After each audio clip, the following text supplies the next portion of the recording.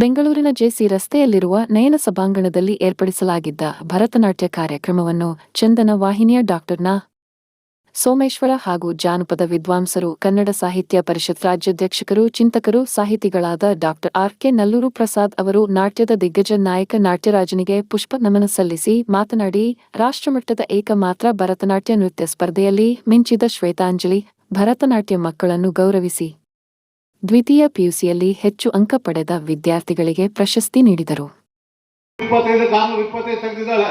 ಬಾಗಲಕೋಟೆ ಕುಗ್ರಾಮದಲ್ಲಿ ನಾವೆಲ್ಲ convent ಗುಲಾಮರಾಗ್ತೀವಿ. Convent ಅಂದ್ರೆ ಅನಾಥ ಮಕ್ಕಳು ಸಾಕು ಆಶ್ರಮಗಳಿಗೆ ಕಾನ್ವೆಂಟ್ ಅನ್ನೋದು. ಇದು ಅರಿವಿಲ್ಲ. ಅವರು ನಾಯಕರ ತರ ಮಮ್ಮಿ ಡ್ಯಾಡಿ ಅಂದ್ರೆ ಏನೋ ನನ್ನ ಮಗ ಕರೆದ್ಬಿಟ್ಟ ಕಿಸ್ಬಿಟ್ಟ ಅಂತೀವಿ. ಅವ್ವ ಅಪ್ಪ ಅಂತಕ್ಕಂಥ ಭಾವನೆ ಕಳಿಸಲ್ಲ ನಾವು.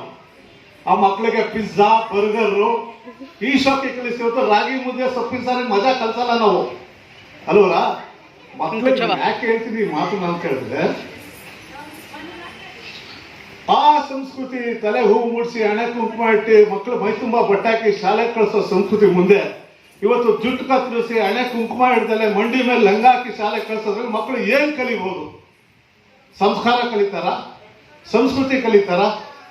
ಆದ್ರಿಂದ ನಮ್ಮತನವನ್ನ ಇದನ್ನ ಕಳ್ಕೊಂಡಲ್ಲಿ ಮಕ್ಕಳಿಗೆ ವಿದ್ಯಾಭ್ಯಾಸ ಕಲಿಸಿದ್ರೆ ಏನು ತಪ್ಪಿಲ್ಲ. ನಿಮ್ಮಮ್ಮನ ನಾವೇ ನಮ್ಮಮ್ಮ ಆಗಲಿಲ್ಲ ಅಂದ್ರೆ ಕಂಡವ್ರ ಮನೆ ಬಂದು ನಮ್ಮಮ್ಮ ಅಂತಾರ. ಇವತ್ತು ನಮ್ಮಮ್ಮ ಚೆನ್ನಾಗಿಲ್ಲ, ಹಲ್ಲು ಕರವಾಗಿದೆ, ಕೂದಲು ಕೆದರ್ಕೊಂಡಿದ್ದಾಳೆ, ಮಾಸು ಸೀರೆ ಹುಟ್ಟಾಳೆ, ಅದರಿಂದ ಯಾರಾದ್ರೂ ಪಕ್ಕದ ಮನೆಯಲ್ಲಿ ತೆಳ್ಳಿಗೆ ಬೆಳ್ಳಿಗಿರೋ ನಮ್ಮಮ್ಮ ಅಂತ ಕರ್ಬಿಡೋ ಅನ್ನಕ್ಕಾಗತ್ತ? ಗೊಮ್ಮಟೇಶ್ವರ ಮಹಾವಿದ್ಯಾಲಯ ಅಂತ ಆಗ್ತಾರೆ, ಅಲ್ಲಿ ಸೇರಿಸ್ಕೊಂಡ್ರು. ಅಲ್ಲಿ ಹೋಗಿ ಸೇರಿಕೊಂಡ ತಕ್ಷಣದಲ್ಲಿ ನನ್ನ ಬದುಕೆ ಬದಲಾವಣೆ. ಒಂದು ಮಾತು ಹೇಳ್ತೀನಿ ನಿಮಗೆ, ಇವತ್ತು ನಿಮ್ಮ ಮುಂದೆ ನಿಂತಿರ್ತಕ್ಕಂಥದ್ದು ನಮ್ಮ ತಂದೆಯಲ್ಲಿ ಮುಂದೆ ಕೂತಿದ್ದಾರೆ, ಕಾರ್ಯಕ್ರಮ ಇಲ್ಲಿ ನಡೀತಾ ಇದೆ, ವೇದಿಕೆಯಲ್ಲಿ ದೊಡ್ಡ ದೊಡ್ಡವರು ಸೇರಿದ್ದಾರೆ. ನನ್ನನ್ನು ಏನಂತಿದ್ದೀರಿ ಅಂಥವರೆಲ್ಲ ಸೇರಿದ್ದಾರೆ. ಶ್ರವಣ ಬೆಳಗುಳದಲ್ಲಿ ಹೆಸರುಗಳು ಮರ್ತೋಗ್ಬಿಡ್ತೀನಿ ನಾನು.